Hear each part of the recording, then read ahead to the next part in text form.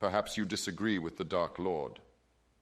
Perhaps you think that Dumbledore would not have noticed if I had joined forces with the Death Eaters to fight the Order of the Phoenix. And forgive me, you speak of dangers. You were facing 6 teenagers, were you not?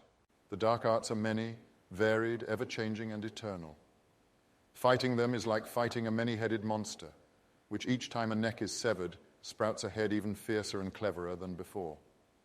You are fighting that which is unfixed, mutating, indestructible. That is just as well, Potter, said Snape coldly, because you are neither special nor important, and it is not up to you to find out what the Dark Lord is saying to his Death Eaters. No, that's your job, isn't it? Harry shot at him. He had not meant to say it. It had burst out of him in temper. For a long moment they stared at each other, Harry convinced he had gone too far. But there was a curious, almost satisfied expression on Snape's face when he answered. Yes, Potter, he said, his eyes glinting. That is my job. Then you will find yourself easy prey for the Dark Lord. Fools who wear their hearts proudly on their sleeves, who cannot control their emotions, who wallow in sad memories and allow themselves to be provoked this easily. Weak people, in other words. They stand no chance against his powers. He will penetrate your mind with absurd ease, Potter. Would you like me to do it now? Asked Snape, his voice heavy with irony. Or would you like a few moments to compose an epitaph? Snape set his wineglass down, gently enough the clunk was barely audible, leaned back a little in his chair with a sigh. He was silent a moment, fingers softly drumming against the surface of the table, staring blankly at the wall to Liz's left. As many times as I have intervened on behalf of one of my students, your circumstances are unique. Never have I been presented with a situation where a child has nowhere to go. Normally, there are cousins who would suit, perhaps a friend of the family, or at the very least I can go to the Office of Child Welfare at the Ministry. However, none of those options are available in your case.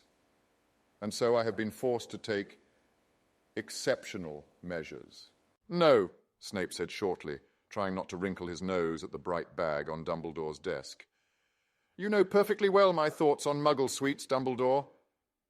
I am well aware of the tension between the two of you, Snape said silkily. I expect that this tension will cause no problems in any way related to the Slytherin Quidditch team. Both boys shook their heads to indicate it wouldn't. I will hold the both of you to that agreement rather forcefully. I care not for what you do off of the pitch.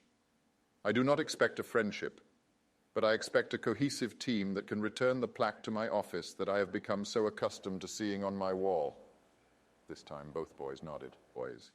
10 points from Gryffindor for blatant disrespect of your superiors, Snape said softly. And I believe a detention this Saturday would be most elucidating for you. Perhaps then you may even be able to recognize them. Snape wrinkled his nose slightly. Honestly, he didn't know how that made things fair, or what fairness even meant in this context.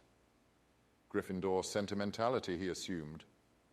Or perhaps the headmaster thought his own sensitive matter was more controversial than Snape's, and he believed that granting a request before making one would make Snape more inclined to assist.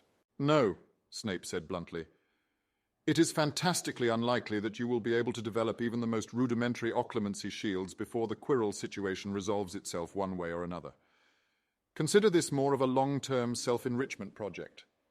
While the text will be immediately useful in improving memory and defending against some more obvious psychic attacks, it will likely take you a minimum of 2 to 3 years of consistent study and practice before you can reliably defend yourself against any competent legilimens.